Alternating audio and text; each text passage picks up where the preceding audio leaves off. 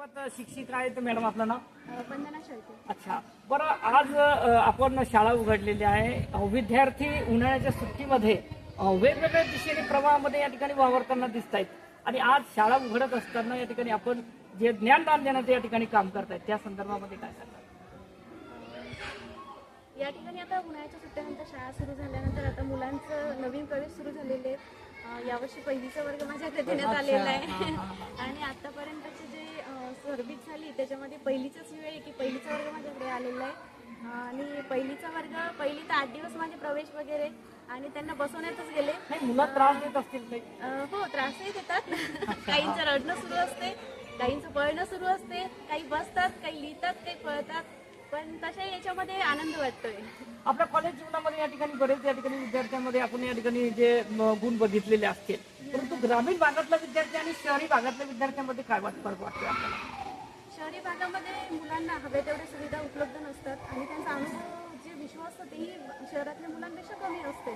कारण की त्यांचा वावरण्याचा जो परिसर असतो तो लिमिटेड असतो. त्याच्यामुळे तेवढ्या त्या परिसरातून आल्यानंतर परिसराचं ज्ञान त्यांना सखोल असतं. परिसराच्या बद्दल आपण त्यांना काही माहिती विचारली तरी ते सखोल माहिती देतात. परंतु शहरातल्या मुलांसारखी त्यांना टीव्ही, मोबाईल किंवा कार्टून्स अशा काही गोष्टींची त्यांना माहिती नसते. पण परिसरातल्या ज्या गोष्टी असतात त्या परिसरातल्या गोष्टींना धरूनच आम्ही त्यांना ज्ञानदानाचं कार्य करतो. ज्ञान ग्रामीण भागातले विद्यार्थी या ठिकाणी अवॉर्ड नंबर 1 या ठिकाणी येत आहेत. काय सांगतात? या ठिकाणी जे विद्यार्थी येतात तर ते ज्या पद्धतीने आम्ही ज्ञानदान करतो किंवा सर्व शिक्षक जे ज्ञानदान करतात तर ते पुरेपूर त्याचा उपयोग करून त्यामध्ये ते सहकार्य करतात आणि अभ्यासही करतात आणि त्याच्यामुळे ते समोर आलेले आहेत. आमची यावर्षी मागच्या वर्षी 8वीचे विद्यार्थी सुद्धा स्कॉलरशिप आणि NMS मध्ये पण खूप समोर आलेले आहेत. मित्रांनो, अशा पद्धतीचं विद्यार्थ्यांना घडवण्याचं या ठिकाणी काम ते करतात. त्यामध्ये असणारे जे सुप्त गुण आहेत, सुप्त गुणांना वाव मिळण्यासाठी शाळा काय करते?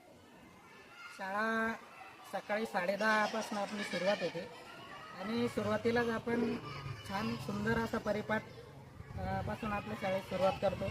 आणि परिपाठाचे वैशिष्ट्य म्हणजे आपल्या शाळेमध्ये म्युझिकल परिपाठ म्हणजे संगीतमय परिपाठ आपण घेतो. त्या माध्यमातून विद्यार्थ्यांना सामान्य ज्ञान असेल, विविध गोष्टी असतील, बातम्या असतील आणि प्रेयर असेल, संविधान असेल, हे विद्यार्थी तोंडपाठ म्हणतात आणि त्यातून वेगवेगळे संस्कार असतील, सूचना असतील, या आम्ही सामूहिक विद्यार्थ्यांना देत असतो. आणि त्या माध्यमातून विद्यार्थी घडवण्याचं सर्व शिक्षकांचा कसोशीने प्रयत्न असतो. आज तालुक्यातील ज्या मोठ्या शाळा आहेत त्यापैकी आपली गुजरीची शाळा आहे. जवळपास 250 विद्यार्थी या ठिकाणी शिक्षण घेतात आणि स्टाफसुद्धा या ठिकाणी जवळपास पूर्ण आहे. 11 शिक्षक लोक या ठिकाणी अध्यापनाचं कार्य करतात. उच्च श्रेणी मुख्याध्यापक आदरणीय धवर मॅडम, 4 पदवीधर शिक्षक आणि इतर 6 शिक्षक आणि नियमित तासिका होतात. विद्यार्थ्यांचा फॉलोअप पालकांद्वारे घेतला जातो, होमवर्क दिला जातो. आपण इयत्ता नुकतेच 2ऱ्या वर्गामध्ये बघितलं विद्यार्थ्यांची प्रगती. नेमकेच 8-10 दिवस शाळा सुरू झालेल्या आहेत, परंतु विद्यार्थी 19चा पाढा म्हणतात, कानामात्रेचे शब्द वाचतात आणि असं नाही 2-4 विद्यार्थी, सगळेच विद्यार्थी वाचतात. आपण स्वतः बघितलं.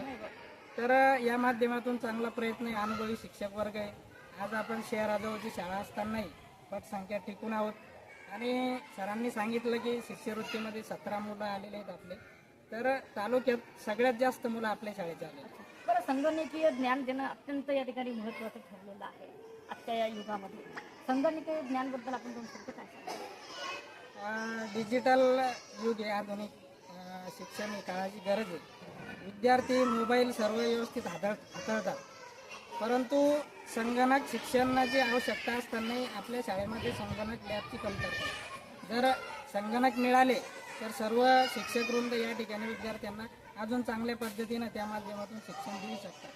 जर ते संगणक उपलब्ध झाले तर निश्चितपणे त्याचा फायदा विद्यार्थ्यांना होईल. मित्रांनो, आज संगणकीय हे जर महत्त्वाचं आहे, परंतु काहीतरी सुविधा कमतरता या ठिकाणी आहे. त्या सुविधा जर प्रशासनाने या ठिकाणी जर पूर्ण जर केल्या तर अजून या ठिकाणी जी माझी शाळा सुंदर शाळा बनायला वेळ लागणार नाही.